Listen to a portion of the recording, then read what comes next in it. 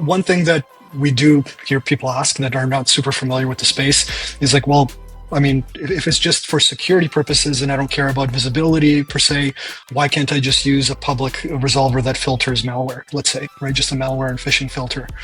And that's a huge kind of misconception that something like that is really enough. While it might block the malware that's like known, it's really a huge question of how well those things are maintained, what visibility you have on the malware that was actually blocked. And you have no visibility on what happened, as you mentioned in the previous comment, was once something happens, what do you do? How do you know which device was actually compromised?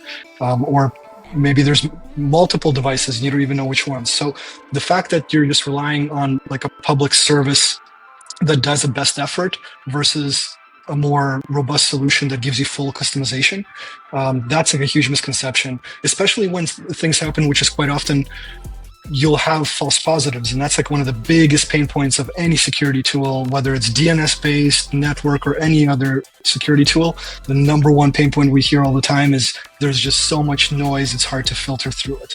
So one thing you can't really do with those kind of solutions, where you're just like, hey, use Cloudflare malware filter that's just public and free, is once there's a false positive where it's preventing you from like reaching a site or service because it's been labeled as malware, you have no recourse but to like shut it off and like go back to using a different DNS resolver. You have no way to customize what you want it to consider malware or not. You have no way to kind of instrument what your network does.